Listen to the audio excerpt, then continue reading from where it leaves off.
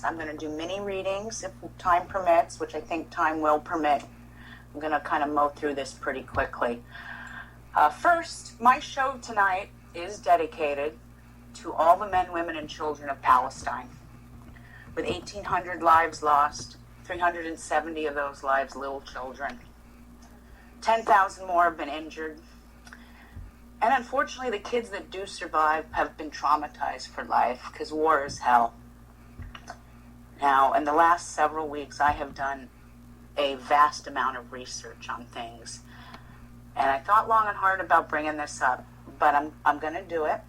And I'm going to expose the stars and fate of Benjamin Netanyahu. When I saw this man's chart, I literally almost had to pick my jaw up off the ground. I've never seen a chart like this in a long, long time. The last time I saw a chart like this was on, what's his name? Gaddafi. Well, you know how his life ended.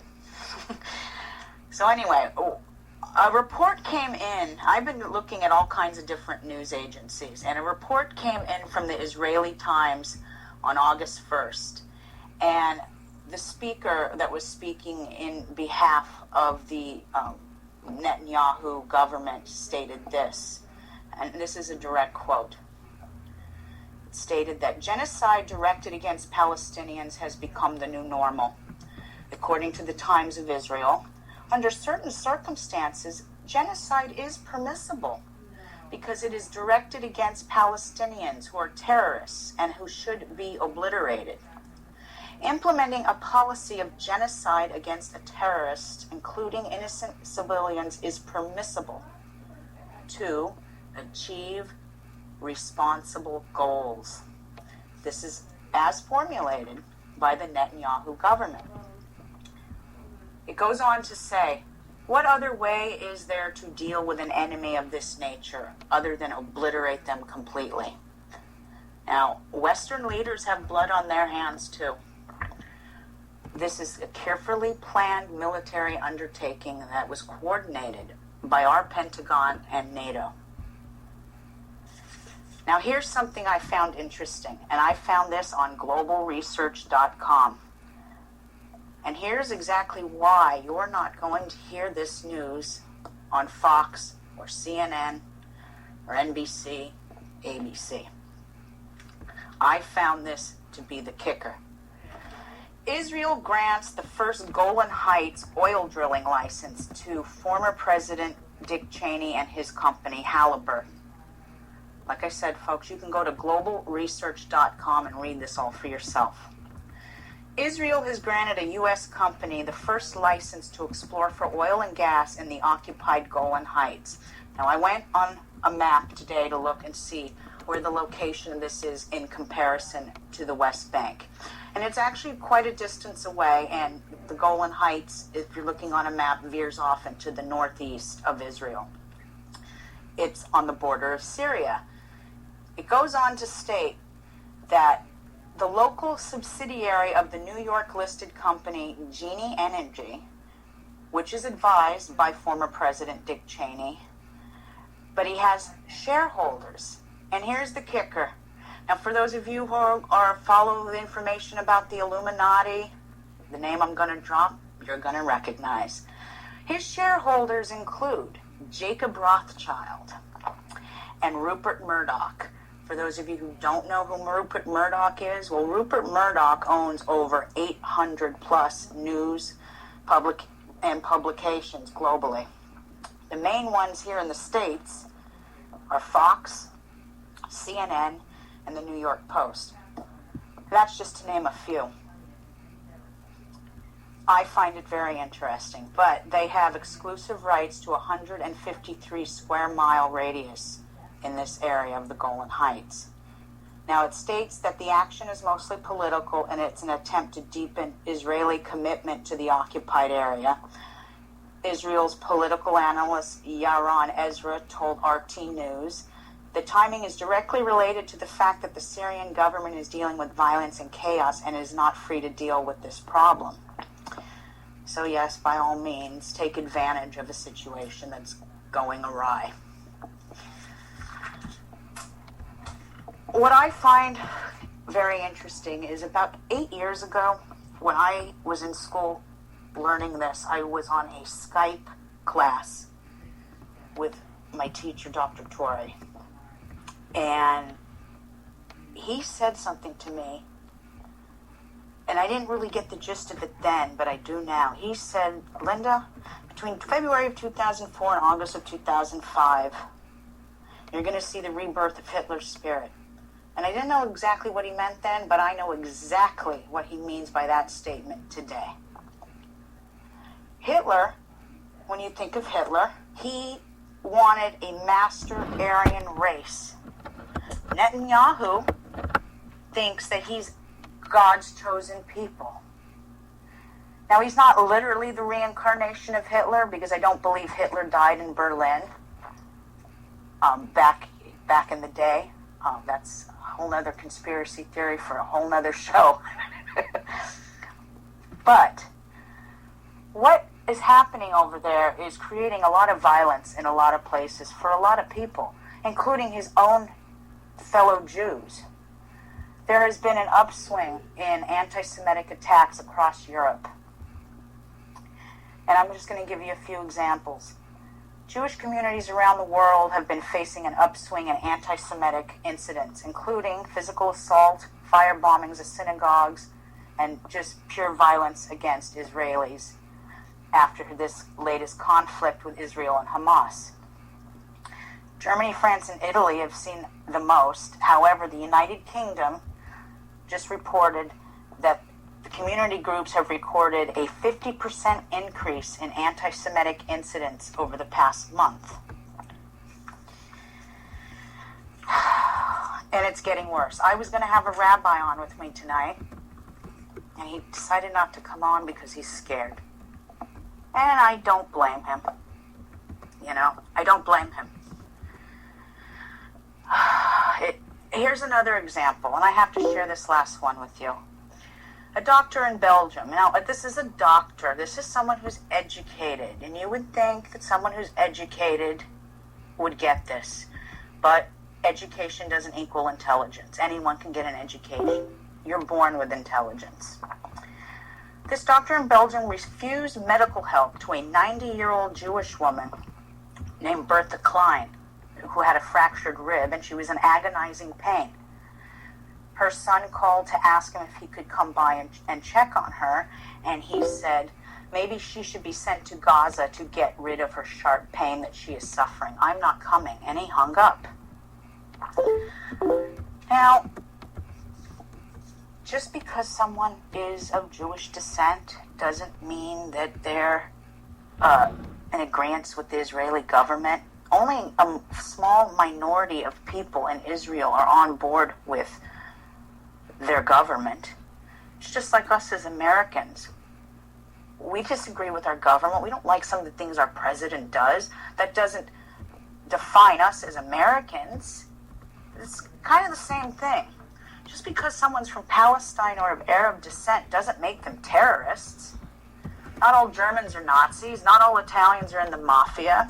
Not all Mexicans are in drug cartels or the Sureños or the Norteñas. Not all of them are affiliated with gangs. These are stereotypes created by intellectually challenged people, or as I like to call them, cosmically unconscious young souls. But through the years, I've learned something, and that is that religion breeds separation. It breeds hatred. It breeds racism and violence. And I don't really care out there in DTM world what you believe in. I don't care if you pray to Jesus Christ. I don't care if you pray to Allah. I don't care if you pray to Jehovah, Buddha, or if you believe in Odin and Freya. We're all one. We're all equal. And we all are praying to the same God. No God is better than another. It's called spirit. But because of the energy that's taking place right now, it makes a whole lot of sense. Now, those of you who followed me for several years, I always talk about a certain universal energy that's taking place, and you're seeing it right now on this planet. All souls born in October and April are the target of this 2014-2015 Aryan dragon energy. There's an uprising in racism. Now, Benjamin Netanyahu. I've done a lot of stars for people, celebrities. I broke down Madonna's stars once. She may make the news very soon. I hope not, but she has a dragon's head in Libra, tail in Aries. The dragon is hunting for these two signs right now. The main reason I'm bringing this up is because when I saw Benjamin Netanyahu's stars, I was shocked at what I saw. It was just, we're going to get into it right now. Anyway, Benjamin Netanyahu was born on October 21st, 1949. Now, he has a stellium, and what a stellium is a stellium is a cluster of planets in one house. It has to be 3 or more to be a stellium. And he has 6 planets residing right in his first house, all in Libra. And I'm typing in to get into the chat room because I forgot to do that. Sorry, everybody. I'm in now. Benjamin Netanyahu has a sun in Libra, a moon in Libra, a Mercury in Libra, a Neptune in Libra. And here's the kicker. He has a dragon's head in Aries, tail in Libra, and the hidden dragons in Libra, tail in Aries. So this is very rare. It happens. I've seen it many times, but it doesn't happen on an everyday basis. What we call this in astrology is a dignified placement. It's dignified meaning that it is like a dual energy, and it is making him crazy. Anyway, his sun in Libra makes him the scales. Now, there's nothing worse than a Libra who's unbalanced, but Libras seldom achieve balance. Like the scales, they dip from one side to the other. Sometimes they're considered indecisive.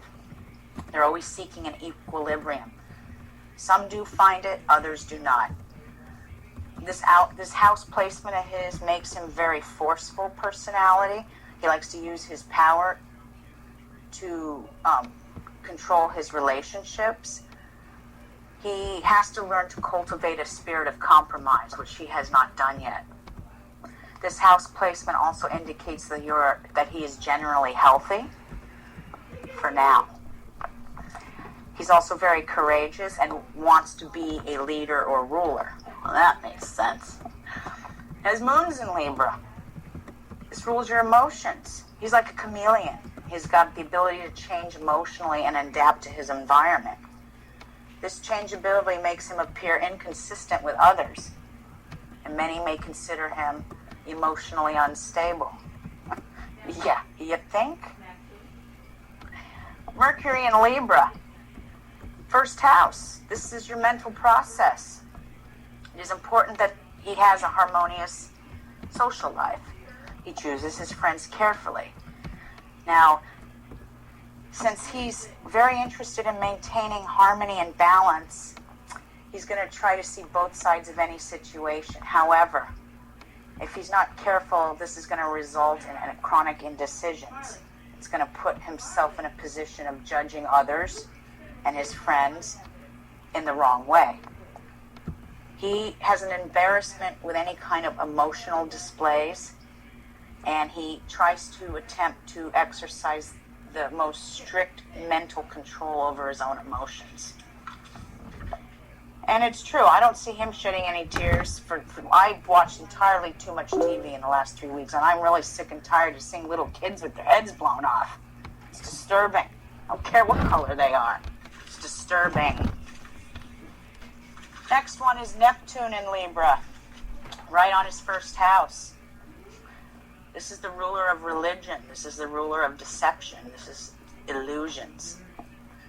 Now, this placement, once again, creates a chameleon-like personality who can change with the coming of the tides. This position also indicates an increase in deception in all matters relating to partners and legal matters. Well, he just signed a contract with Halliburton. That's pretty deceptive. And what's interesting is Neptune rules oil. Halliburton is oil. On the astrology level, this is making perfect sense. Now, let's see. Now, with this placement, Neptune's deceiving influences will also attract misleading associations with Neptunian souls or deceitful souls. Libra rules the law, and it also rules the blurring power of this planet, bringing the wrongly accused or framed subjects to jail, or in this case, death of the people.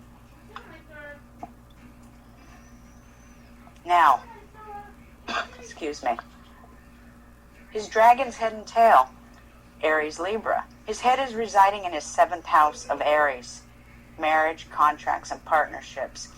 My God, he must be a tyrant to be married to. I feel sorry for his poor wife. That's kind of mean, but it's true. His natal tail resides in Libra, right on his soul's purpose in life. This is affecting him on so many different levels. It is incredible. Incredible. And then to top it off, the hidden dragon, which is determined by the ruler of the house of the moon, which is in Libra Aries, and I just explained this about the dignified placement. This man is all over the place, mentally.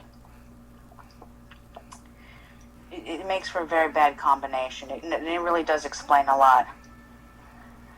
It's making this energy a dual personality, and a fiery, aggressive Aries with the peace-loving, harmonious Libra are going to war with each other.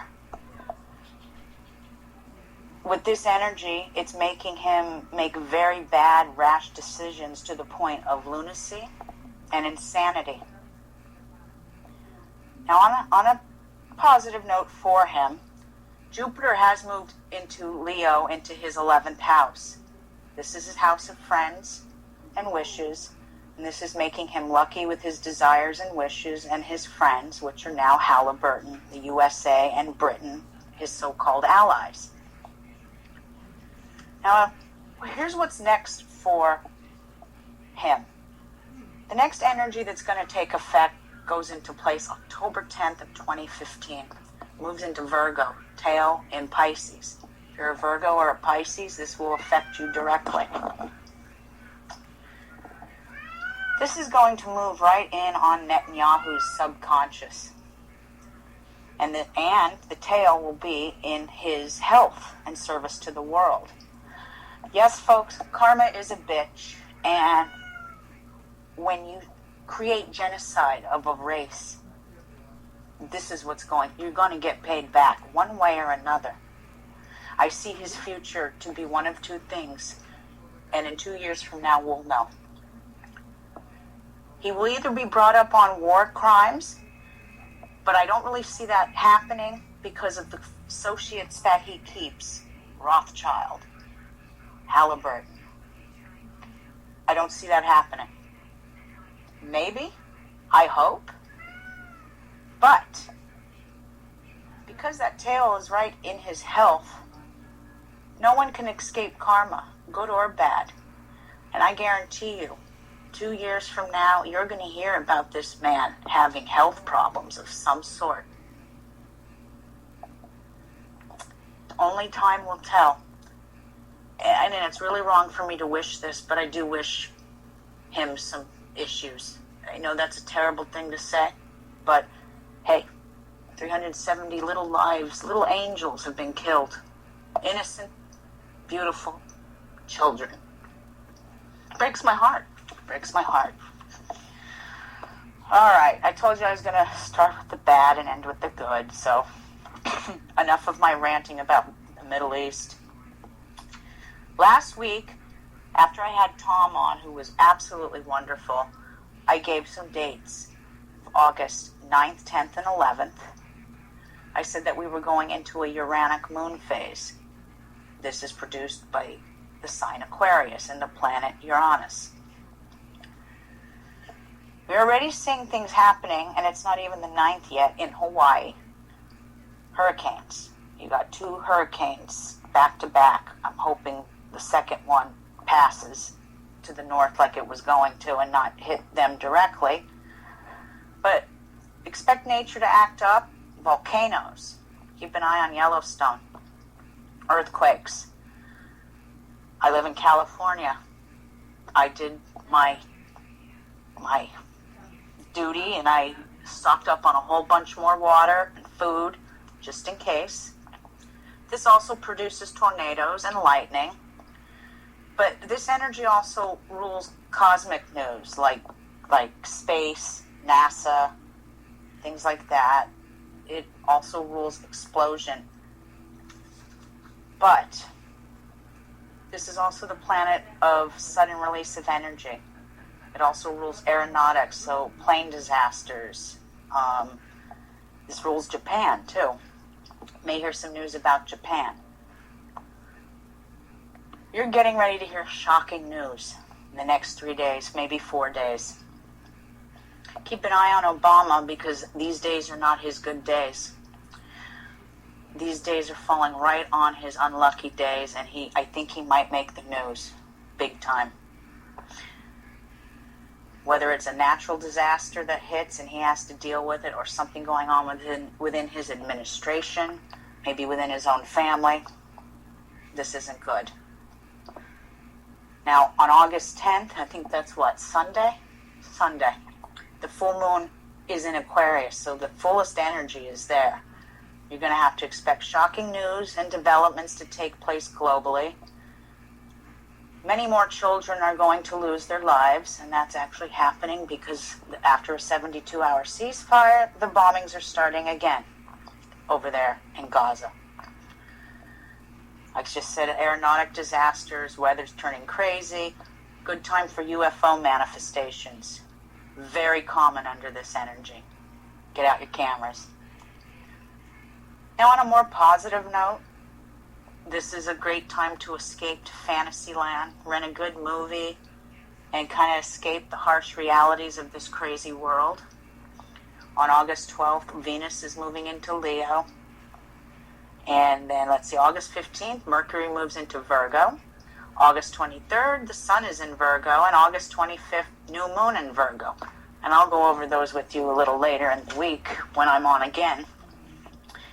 I want to wish a happy birthday to all Leos. It is your month, and it's your time to shine. It is an incredible time for you guys. I do want to wish a very special birthday to someone tonight, my favorite Leo in the world.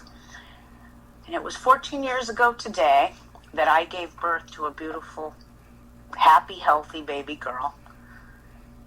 And she's now a teenager. Very much a Leo.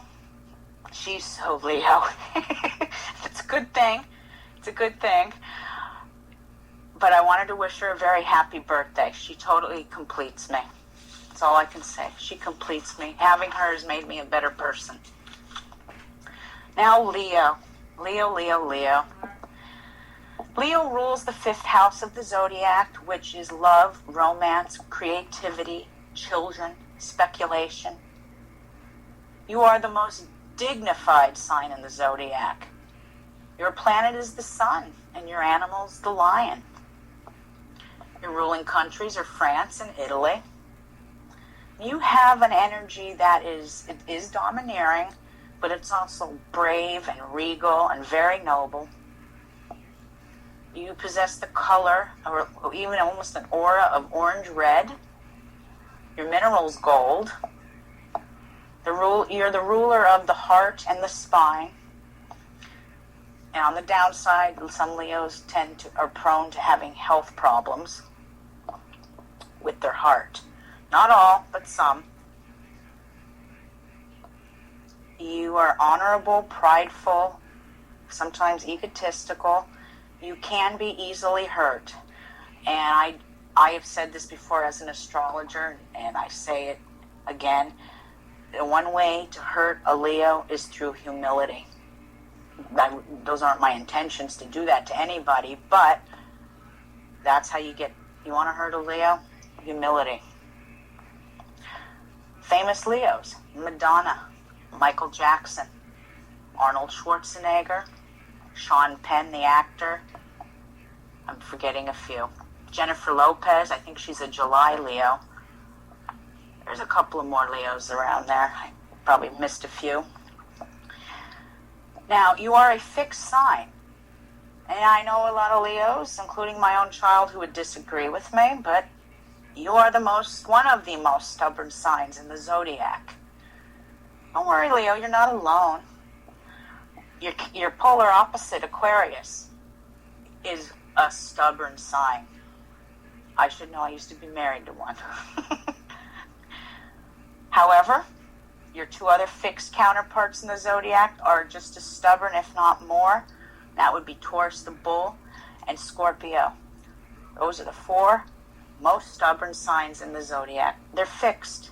Therefore, they're stubborn. They dig their heels in and they're not budging.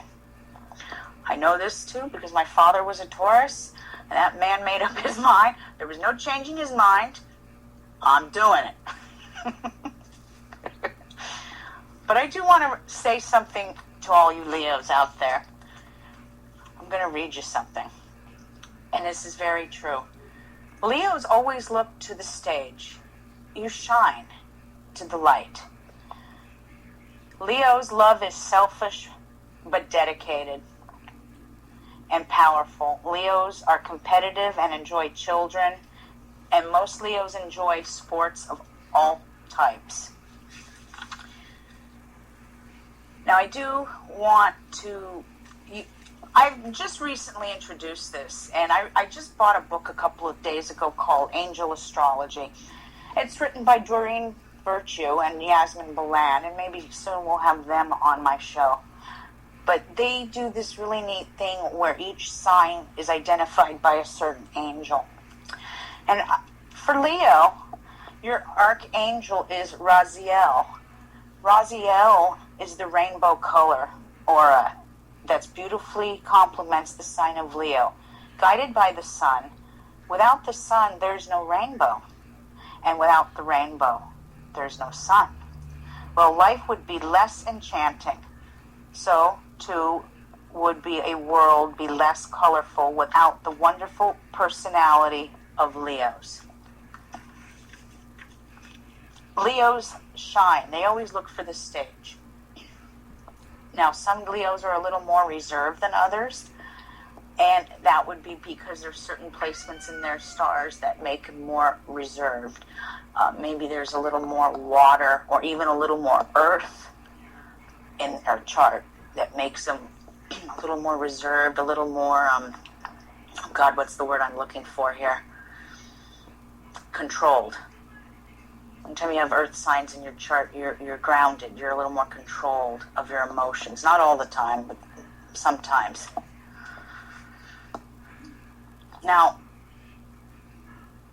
there's an energy that's going through your chart right now, and in between now and 2015, you're naturally gifted and you're attracted to professions involving the arts, public life, medicine, research, management, any kind of endeavors that could offer you a chance to shine.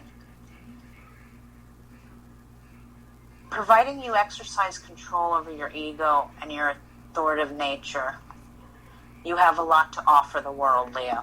You really, really do. And women who are born in August are usually very beautiful. Your challenge is to recognize your powerful sun's energy and diligently work towards a better understanding and respect of others. Acting eccentrically or with pride and without any forethought to others' feelings or respect to others that's your weakness. That's your downfall. We all have a weakness. Every chart, every sign, every person has a weakness. However, you can handle this courageously with all the difficulties that are come in life. Now, the advanced Leo souls are going to possess nobility and that purpose of great spiritual values. Like I said, Leo women are usually stunning. They're intellectual, they're magnetic, and they attract others with their enthusiastic solar power. women who are Leos usually make excellent mothers. I've seen a few that don't, and I can almost bet money there's a Pluto and Leo somewhere in that chart. They usually love animals. I know my little one does. She's not a little one anymore, but adores animals, especially cats. Most Leos, though, especially love horses. Look at Madonna. She fell in love with horses, owned some horses, learned how to ride, and there you go. Now, they do tend to be on the health level, besides the heart, they tend to be weak and accident-prone on their back, their knees, and their joints. This makes sense. We're going to count down from 6, okay? We got August, September, October, November, December, January, being their 6th house, Capricorn, their health and their service to the world. It would make sense for Leos to have these problems because Capricorn rules the bones, the teeth, the skin, the joints. So it would make sense for a Leo to have these problems in their area, on their body, knees and joints. Now, you have this energy that's moving through you in your 3rd house, and it's here with you until, I don't know if I wrote the time down right. I'm gonna go, I think it's August 16th, 2015. It's here from now till then. And this energy is moving in through your 3rd house. Your 3rd house is your mental process. And the sign of Libra rules this house. Your mental process is your critical thinking as well. And this energy stimulates all affairs regulating your judgment, contracts, legalities where you may be forced to undergo a full physical and intellectual or spiritual rebirth. The chances to study new topics, publish, write, learn, teach are very high on the agenda. You may have to deal with adapting to foreign cultures to master highly spiritual subjects in the process, but you can achieve this. Souls born in August, you're going to be tested mentally and intellectually and forced to accept realities of the unknown. This is almost a spiritual awakening that's happening for Leo right now. The lucky Leo souls will find the right teachers, enjoy the path, and shine in a new mental interactions. Now, the challenging tale is residing right in your 9th house of Aries.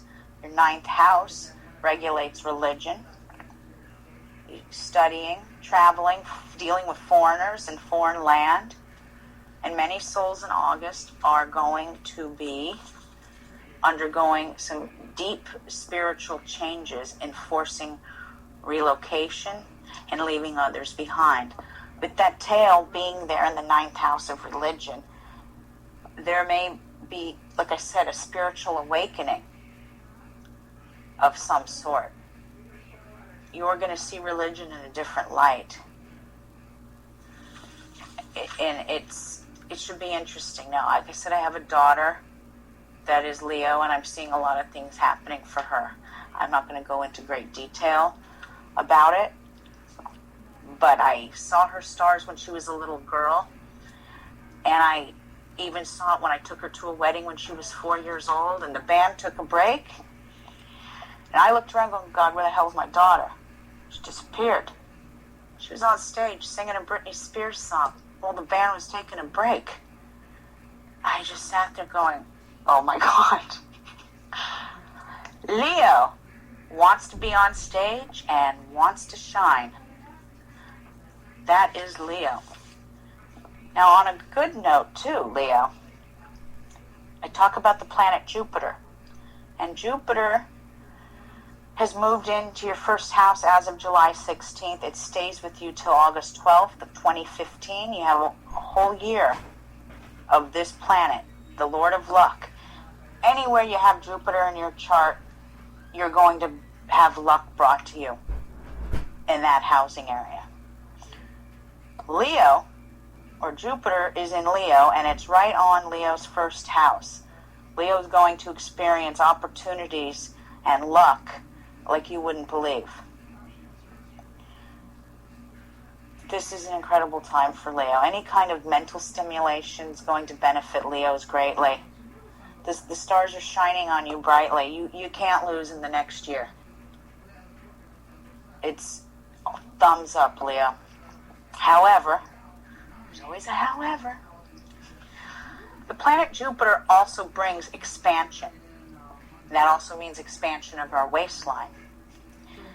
So Leos may be prone to putting on some weight with this energy. It doesn't mean you're going to, as long as you eat healthy and stick to a exercise routine. Excuse me, Leo should be just fine. But this energy does bring, this placement does bring on a little weight gain for some. Not all. Stars shine on you, Leo, so go get them, Tiger. That's all I can say. Good luck to all Leos. Now, I have 20 minutes, a little less than 20 minutes left, and I'm willing to do mini readings for anybody. I'm not going to do them with the tarot. So if anyone wants their reading done through my software was created by John Holleran, who's based out of Los Angeles. It was birthed by Dr. Torrey, but the engineer of this whole project is John Holleran. He's the engineer of the project. So if anyone wants to put their birth date in the chat, that's fine. If you want to message Dennis and Tiffany through Skype, that's fine. I think I might take a 1-minute break to get a drink of water, and I'll be right back.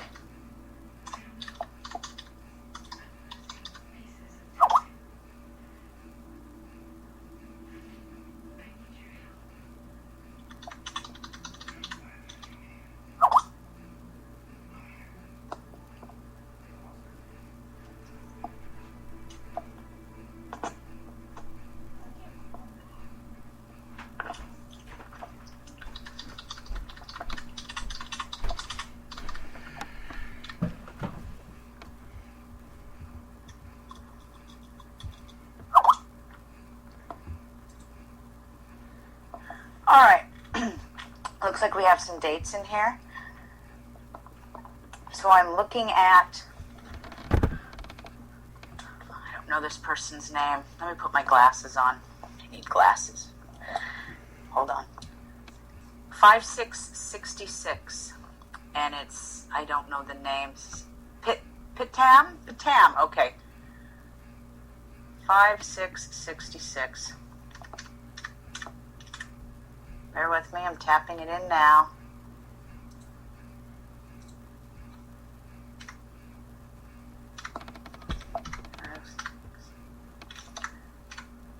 $1966, 5666. Okay, calculating. Bear with me.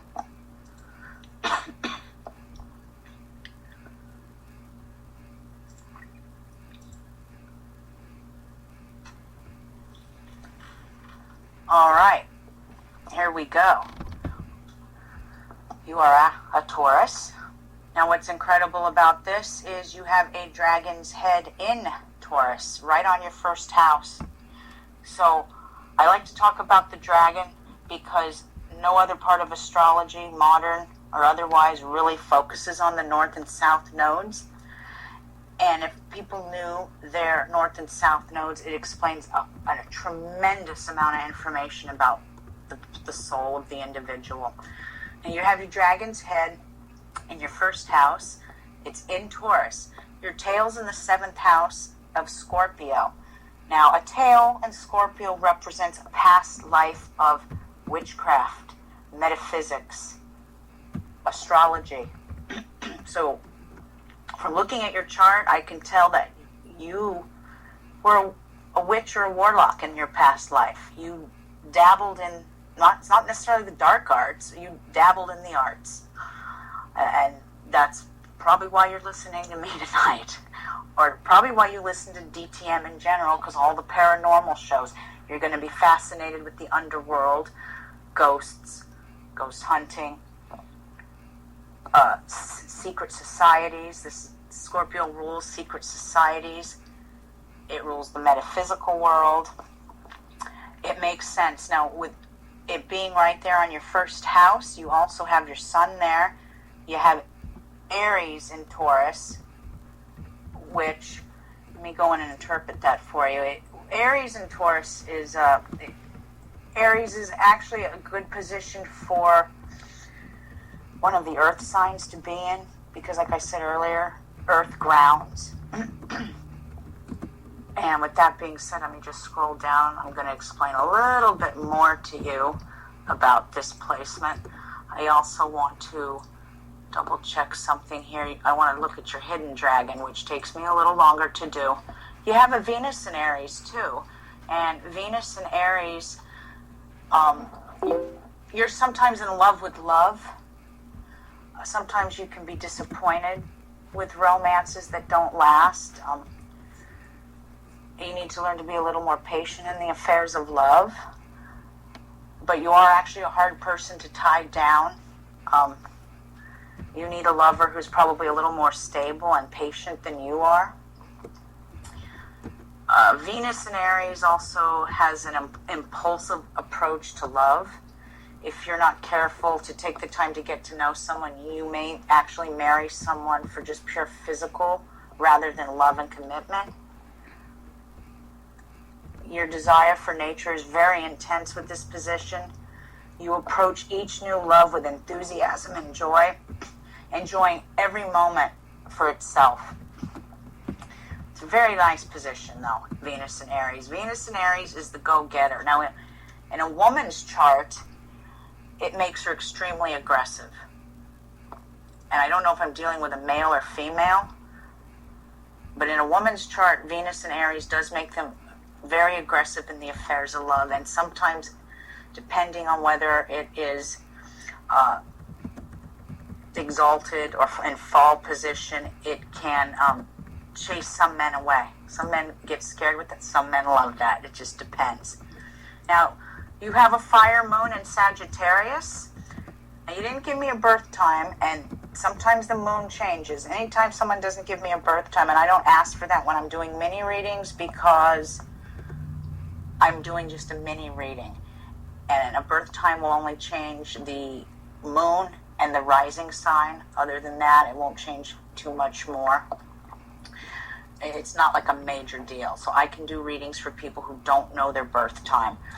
Mars in Taurus makes you very persistent, but she also makes you patient when striving for goals. Like I said, this is actually a good placement. You have Jupiter in Cancer.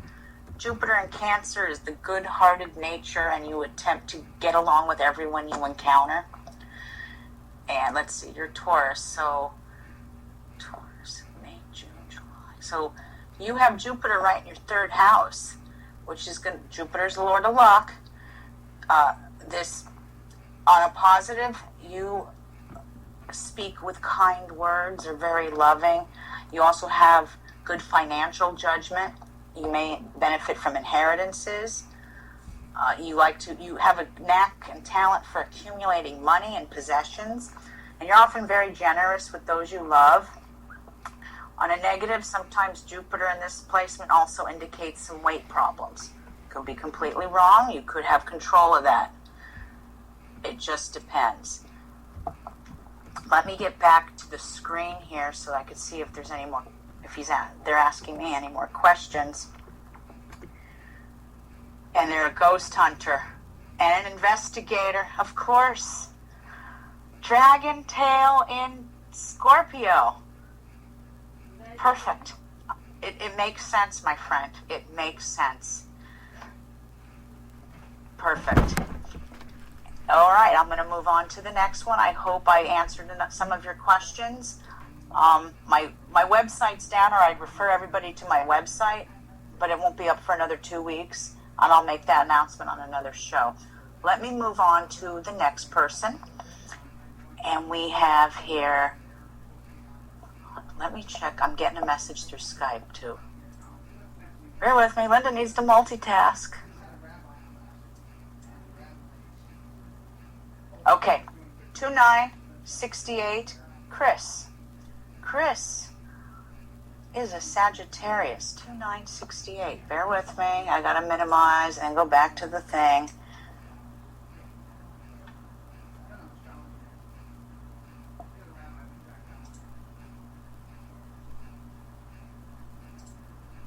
Bear with me. All right. I think I just kicked myself off of the internet by doing this, but let's go ahead and do Chris's. 12,968. Let me punch that in, and while I'm doing that, I'll try and get back into the internet.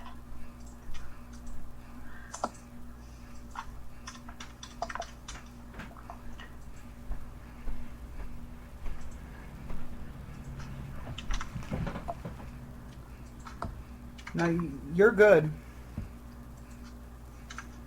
Okay. 12,968. Here we go. I'm calculating. I can only go as fast as the old computer can go. All right.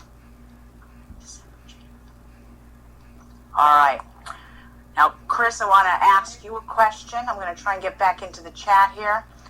You have a dragon's head in Aries. Tail is in Libra. This is right on your 5th house of love, romance, children, speculation. Now, I told you about the energy that's taking place, Aries and Libra. Even though you're not an Aries or a Libra, it does affect our housing system. Mine's affecting my 4th house right now and my 10th house. So I'm just kind of curious, with the tail being there in your 11th house of friends and wishes, has there been some maybe disagreements lately with friends, or friends haven't made you too happy lately? I don't know, but let me go ahead and go in and do the explanation, the interpretation for you of this. You also have your Mercury right in your 1st house, so I'm wondering if this is the Chris that's on after me on the radio, because if it is, with Mercury in your 1st house, my Mercury's in my 1st house, you got the gift of gab. No need for you to kiss the Blarney Stone. I have Mercury in my 1st house, and I can't shut the hell up. So that placement makes us kind of natural-born radio hosts, so to speak. But I'm going to explain a little bit about your dragon head just so you understand. Let me scroll up here. Okay, your North Node is in Aries, and it's in your 5th house, and you put a great deal of emphasis being in an intimate relationship, and you have a tendency to be overly concerned with pleasing others, and thereby you have a tendency to neglect your own needs. Don't do that, Chris. Take care of yourself, too. Remember that you must truly know and love yourself before you can give love to another. Now, in a past life, Chris, you have sacrificed a great deal with loved ones who do not appreciate your efforts, and now you may quickly become more resentful if you suspect that you're being used. Look out. With a Sagittarian, you are the highest ruler of the fire signs. Just like Capricorn is the highest ruler of the earth signs, Aquarius is the highest ruler of all the earth, or all the earth sign. No, air. Pisces is the ruler of all the water signs. You're the highest ruler. So you don't appreciate, you have a tendency, how do I put this? You have sacrificed a great deal, not necessarily just in this lifetime, but in a past life, and put a lot of energy into loved ones who don't appreciate your efforts. And that may have made you more resentful, and you need to learn to be a little more decisive and assertive in this lifetime in order to get your own needs met. I hope I explained that in the correct manner here. Let me scroll down and explain a little more to you. I want to show you where your Venus is, because your Venus is your love, and that's, everyone wants to know about love, not just women. Now, there's a cool thing about this, Chris. Jupiter's in Libra, so even though your natal tail is there, and Libra represents in a past life, having a tail right there in Libra, it does represent that, how do I put this? you were some sort of man of the cloth or even woman of the cloth in a past life. I'm not saying in this life, but in a past life, you were either some sort of a preacher or a minister. You did something within the patriarch of some sort. Jupiter in Libra is right there on your 11th house. This is your friends and wishes, and because you have Jupiter placed there, I have Jupiter in my 11th house as well, and my friends never fail me. My dreams and my friends and wishes always come true most of the time in this area. You're friendly and outgoing. You strive for higher social status. You do have a hard time making up your mind because it is Jupiter with Libra. You may miss opportunities because you fail to act in a timely manner. And this placement actually indicates that you will eventually have a very happy marriage or equivalent. Although it may not be your first one, but Jupiter in Libra can indicate, on a negative, reoccurring legal problems. But marriage-wise, Jupiter or Libra rules marriage. With the Lord of Luck in that, you will have a good marriage or a partnership someday if you don't have it yet. Your Mercury's in Sagittarius. Sagittarius is the philosopher of the zodiac. It represents law. Sagittarius also represents Native Americans. Anybody who has a dragon's head, dragon's tail, and Sagittarius has lived a Native American past life. I can speak from this personally. I have a hidden dragon in Sagittarius. This also makes you have a deep love for animals. Sagittarius rules animals. It makes you have a deep love for animals of some sort. You're philosophical. You're very truthful. Many people come to you for advice, which you have no problem providing for anybody. Let's see here. You will achieve your greatest success once you learn to focus your energy on one project at a time to follow through and complete. This will allow you to turn your lofty ideas into concrete realities for the benefit of everyone. So, Chris, I'm going back to the chat now to see what everyone's saying here. Bear with me. Chris, that's me. Okay. Very cool. I hope I explained a little bit to you about yourself, Chris. And if you ever have any questions, your fellow host here, don't hesitate to hit me up on Facebook or email me, alphastarradio@gmail.com, and we can go over a little more if you like. Let me see. I have time for one more. Let me scroll and see if I missed any birthdays. I'm going to make sure. Okay, we got Chris. And then there's no more birthdays. Alright, you guys don't be shy. I don't bite. I bark sometimes, but my bark is far worse than my bite. I very rarely bite. Growl sometimes, maybe. You know, I have to share this with you guys. I was talking at the beginning of the show about terrorists and whatnot, and I'm at a stoplight 2 days ago. This guy is crossing the street, and I looked over at him and I said, "Oh, he looks like a terrorist." And my kid says to me, "How? He's not a terrorist. He's white." And I looked over at her and I go, "This isn't your fault." Maya, this isn't your fault. This is media doing this to you and whatnot. And I looked over at her. I said, "So when you think of a terrorist, what do you think of?" And she says, "Oh, a guy in a turban and a beard." I go, "Okay, I've actually watched way too many 9/11 documentaries with you sitting next to me." And the reason I laugh is because I wasn't being mean to the guy crossing the street, but you know who we look like? I'm going way back in time here. Timothy McVeigh. Do you guys remember Timothy McVeigh? Timothy McVeigh was the domestic terrorist in the 1990 26 Oklahoma bombings. And so I said to Maya, it's not your fault. But it's just kind of funny how even children stereotype people and assume that there's something when they're not. I have a Muslim family that lives 3 doors down. They're the nicest people you're ever going to meet. They own the 7-Eleven down the street.